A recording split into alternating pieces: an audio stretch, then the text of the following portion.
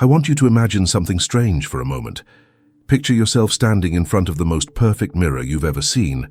It reflects back every movement, every micro-expression, even the subtle way your shoulders rise when you're stressed. Now here's the twist. This mirror doesn't show what you think you're doing. It only reflects what your body, your tone, and your inner state are actually broadcasting. No filters, no edits, no captions to explain what you meant. Just pure reflection. That's how the quantum field works. We've been told that our desires, our affirmations, our lists on paper are the main drivers of manifestation. But those things are just surface waves. The field doesn't respond to what we're wishing for, or even the words we say in our head. It tunes in only to the signal of who we are right now, the embodied frequency that leaks through every gesture, every pause, every way we hold ourselves in the present. And this is why so many people feel stuck. They write the vision board, they repeat the mantra, they force the smile, and yet life keeps bouncing back the same old patterns.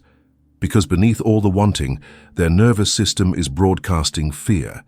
Their chest is tight, their jaw is clenched, their body is telling the mirror, "I'm not safe, I don't believe it's mine, I'm still waiting." And the mirror, flawless and neutral, just reflects that state right back. In this journey we're about to take, I want to show you something radical. There's only one true signal the field ever listens to. And once you understand what that signal really is, the confusion around why it hasn't happened yet starts to dissolve. You'll see that manifestation isn't random, cruel, or selective. It's precise, like physics. And your body has been broadcasting the station all along.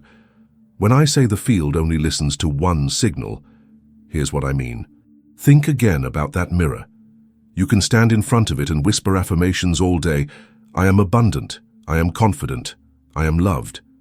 But the mirror isn't reflecting the words.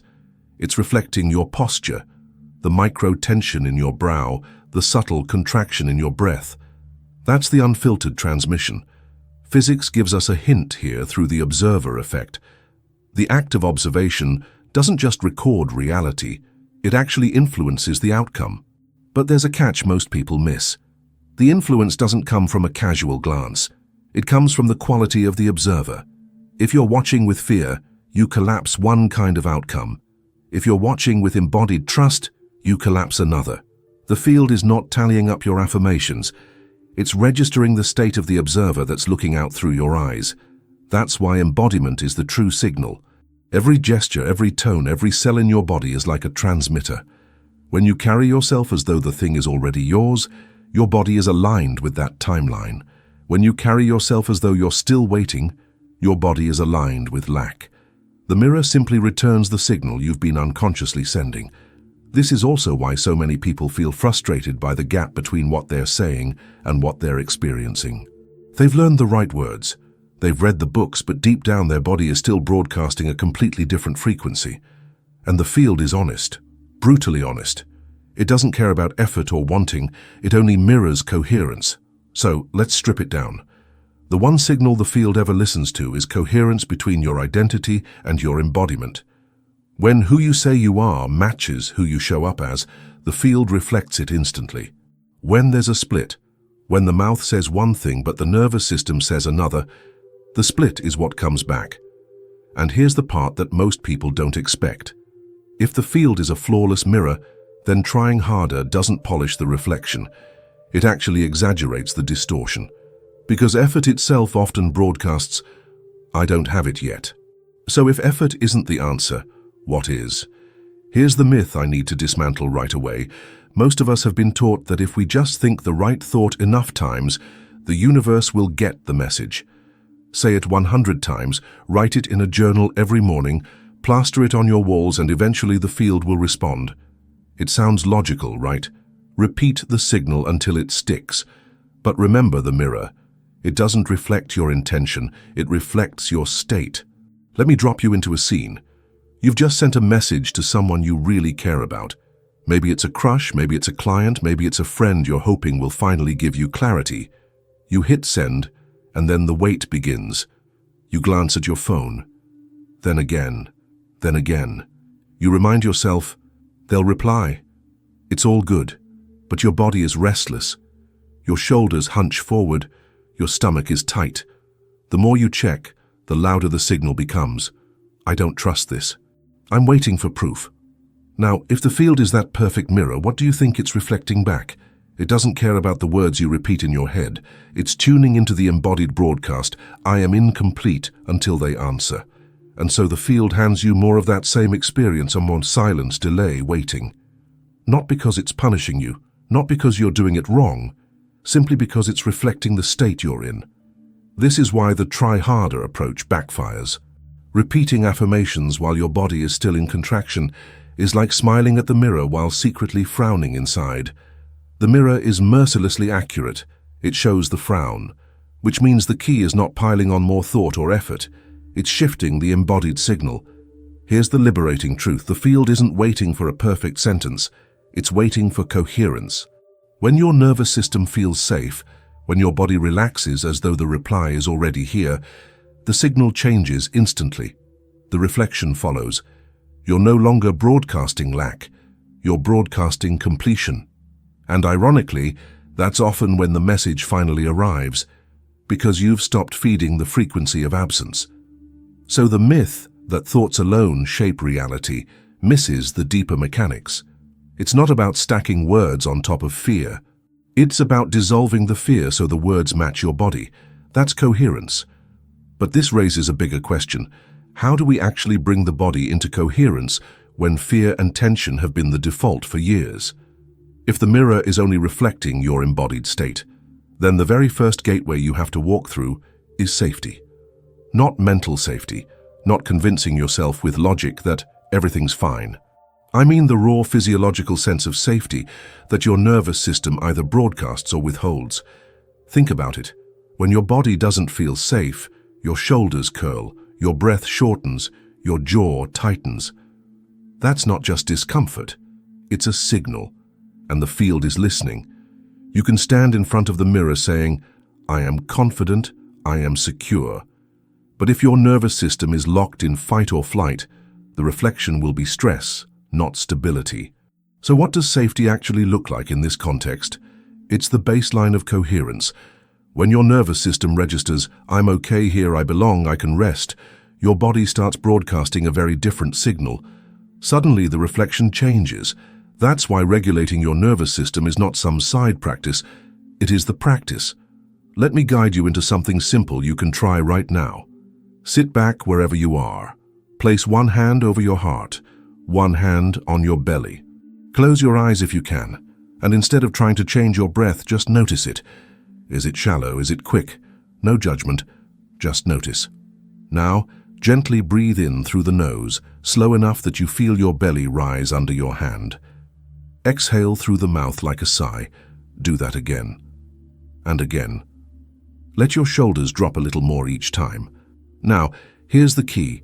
As you breathe, imagine the mirror reflecting this slower, more open posture.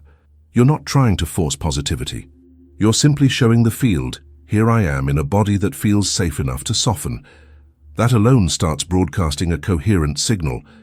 The mistake most people make is trying to leap straight into joy or abundance when their system is still on high alert.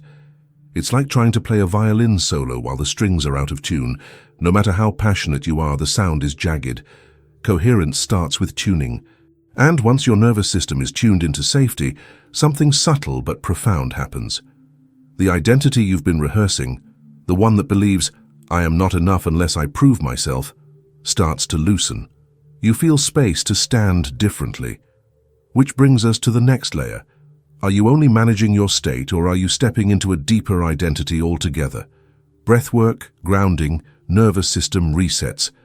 These are powerful, but here's where many people stop short. They use these tools to calm down, to get back into a workable state. And while that's essential, it's not the whole picture, because states are temporary. They shift with context, with sleep, with whether you've had coffee or not. If your entire manifestation practice rests on trying to maintain a certain state, you'll always feel like you're chasing stability. Identity is different. Identity is the deeper setting from which states emerge. Think of it this way. You can put on the outfit of calmness for a few hours, but if deep down you still identify as the anxious one, the nervous system will eventually return to that baseline. The mirror, remember, is flawless. It will keep reflecting the root identity, no matter how many times you layer a temporary state on top. This is why embodiment is not just about taking a deep breath. It's about rehearsing a new identity until it stops being rehearsal, until it feels normal. Someone who identifies as an athlete doesn't just get into state before a game. They are an athlete whether they're eating breakfast or tying their shoes. The body broadcasts that identity without effort. The field mirrors it back in opportunities, synchronicities, and timelines that match. Let's connect this to what we explored earlier. You can calm yourself while waiting for that text, regulate your breath, and even feel more settled. That's a shift of state. But if underneath you still identify as the person who is always waiting, always overlooked, then the mirror has no choice but to keep reflecting that role. The field doesn't buy the costume, it tunes to the essence. Here's the liberating part. Identity isn't fixed, it's rehearsed. It's coded through repetition, emotion, and embodiment, which means you can choose to step into a new one, but you don't do it by forcing. You do it by becoming coherent enough to wear that identity comfortably until the body stops questioning it. This brings us to a question most people have never thought to ask. If identity is what selects the reflection, then what happens when identity itself acts like a tuning dial, shifting not just how you feel, but which timeline you land in? If the mirror reflects identity more than fleeting states, then every identity you've ever carried has quietly selected a timeline. Think of identity as the tuner, the dial that locks you into a particular station. Each identity has a predictable soundtrack, predictable characters, predictable plot twists. Change the identity, and you don't just feel different inside, you literally step into a new broadcast of reality. Let me bring this down to something tangible. Picture someone under money pressure. Bills are due, rent is looming. Their nervous system is on edge, so they reach for affirmations. I am abundant. Money flows easily to me. But underneath, the identity running the show is still, I'm the person who never has enough, I'm always scrambling, I'm always late. And like clockwork, the mirror reflects it.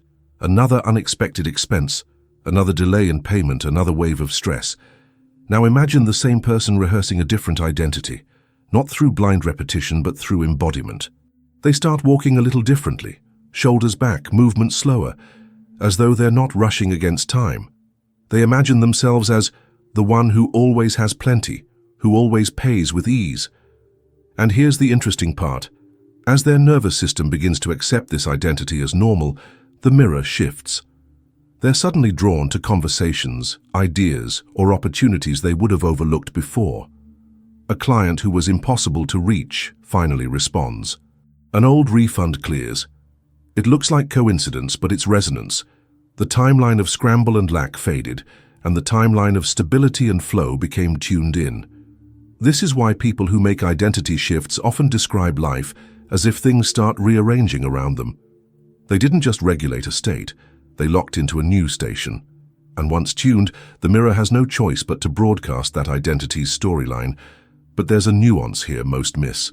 If you try to leap too far, from I'm broke to I'm a millionaire overnight, the nervous system calls it out as fake. The mirror picks up the wobble, which is why identity shifts are rehearsed through embodiment, gradually expanding what feels safe and true. So the question becomes, how do you actually rehearse a new identity in a way your body believes, instead of just saying words your mirror instantly exposes as hollow? So how do you rehearse a new identity without the mirror instantly exposing it as a lie? The key is layering small, believable shifts that your nervous system can actually accept. Think of it less like pretending and more like building muscle memory. Here are a few tools you can start with. First, bridge statements.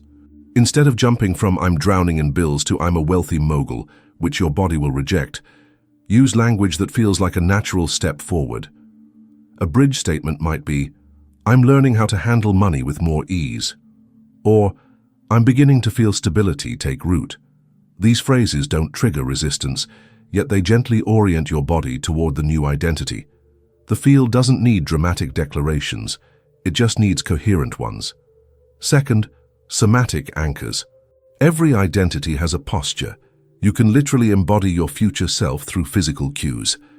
For example, if your new identity is the confident speaker, rehearse how they would stand, how they would gesture, how they would breathe before walking into a room. Pick one gesture, maybe placing a hand lightly on your chest, and practice it while inhaling deeply until your body associates it with safety and presence. That anchor becomes a shortcut into the new identity's frequency. Third, micro-enactments.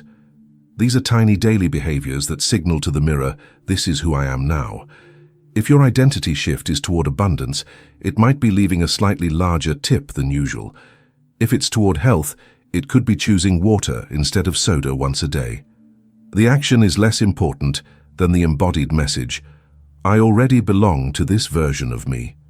Over time, these micro-enactments accumulate into a solid identity that your body trusts. Fourth, and maybe most important, emotional rehearsal. Close your eyes and picture your future self not just having the thing, but being the person who has it. Then feel into the emotions they live with daily. Is it calm? Is it freedom? Is it quiet confidence? Let your body marinate in that emotional signature for 30 seconds. That's long enough for the mirror to pick up the new broadcast. When you combine these tools, you create a mini protocol. Start with a bridge statement, lock it in with a somatic anchor, take one micro-enactment, and seal it with emotional rehearsal. Done consistently, this begins to shift identity at the cellular level. And here's where I want to hear from you. Have you noticed the moment you stopped gripping, what you wanted finally showed up? Tell me your story in the comments. It might unlock someone else's leap. But as powerful as these tools are, they won't protect you from the three biggest traps that almost everyone falls into when practicing embodiment. And if you don't spot them, they can cancel out your signal without you realizing. Every time someone asks me why their practice isn't working, it almost always comes down to one of three traps. They're subtle, and they can sneak in even when you're using all the right tools. If you can recognize them, you can transmute them into fuel. The first trap is urgency. Urgency feels like electricity running through your body. The tight chest, the restless fidgeting, the thought loop of "it has to happen now." Urgency doesn't just reflect impatience, it broadcasts lack. Imagine looking into the mirror while bouncing nervously from foot to foot. The mirror won't show calm arrival, it shows agitation. The field reflects the exact state you're embodying, so urgency multiplies waiting. The antidote is counterintuitive. Slow down. Literally move slower. Speak slower. Signal to your body, "We already have time." That change in tempo is a direct frequency shift the field cannot ignore. The second trap is split signals. This is when part of you rehearses the new identity, but another part secretly clings to the old one. For example, you say, "I'm ready for love," but deep down, you're still rehearsing the identity of the one who always gets abandoned. The mirror receives both signals, and the reflection comes back scrambled. Hot and cold, mixed results, confusing timelines. To transmute split signals, you first name them honestly. Part of me wants this, and part of me is afraid. By acknowledging both, you integrate them instead of broadcasting static. Coherence is born from honesty, not denial. The third trap is over-control. This one hides in plain sight. Over-control is when you micromanage every detail, constantly checking if it's working. You try to force the mirror to smile before you've softened your own face. The more you push, the louder the field hears. "I don't trust," and trust is the very signal you're trying to broadcast. The solution here isn't passivity, it's surrender. You set the identity, rehearse it in your body, and then allow the reflection to arrive in its own rhythm. You stop interrogating the mirror and start living as if it's already true. Each of these traps can feel like failure, but they're actually invitations. Urgency shows you where your nervous system craves safety. Split signals show you where old identities need integration. Over-control shows you where trust is still fragile. Seen this way, every obstacle becomes raw material for coherence. And once you start weaving this awareness into your daily life, something remarkable happens. Ordinary activities, walking, eating, talking with a friend, turn into transmissions. Every moment becomes part of the signal you're sending to the field. But how do you actually integrate this without it becoming another chore or performance? Here's the secret most people overlook. Manifestation isn't just about the meditation cushion, the journal, or the 5 minutes of visualization before bed. The field is reflecting all the time. Which means the most powerful place to practice coherence is not in ritual, but in the smallest moments of daily life. Take walking, for example. Most of us move with our mind 2 steps ahead, rushing to the next task. That posture, forward-leaning, tense, broadcasts urgency. But if you use walking as practice, you can shift the signal. Try letting your shoulders roll back, letting your steps land fully, as if you already have the time you need. You're telling the mirror, I'm not chasing. I'm already aligned, or eating. Many people eat in a state of rush, scrolling their phone, barely tasting what's in front of them. That embodied message is, I don't have enough, I can't slow down.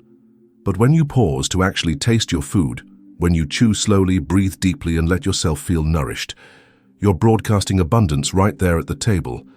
The mirror responds to that coherence, the state of being resourced, satisfied, complete.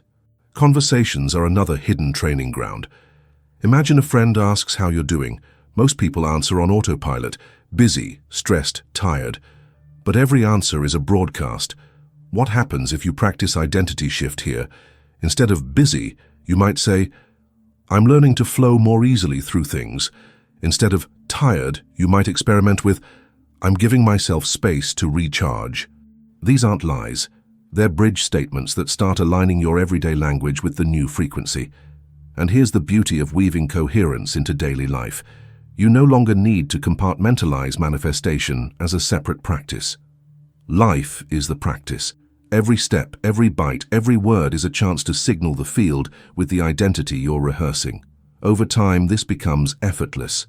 You don't have to get into state anymore, because your state is no longer separate from your identity. This is where people often notice the first real shifts, synchronicities stacking, opportunities showing up out of nowhere, relationships softening or deepening. But the truth is, none of it came from nowhere. It came from the continuous signal you were sending in the quiet, unnoticed spaces of your day. Yet there's a further horizon here. Because once coherence begins to ripple through the ordinary, the field doesn't just respond with small changes. It starts rearranging larger domains of your life, your relationships, your creativity, your health, even your sense of purpose. So the question becomes, what happens when the signal doesn't just shift your morning routine, but the entire trajectory of your life? Once you begin practicing coherence in the ordinary, in walking, eating, conversations, the signal doesn't stay contained. It starts to ripple outward into the bigger arenas of your life. The mirror doesn't just show you calmer mornings, it shows you entire new storylines. Relationships are often the first place people notice this.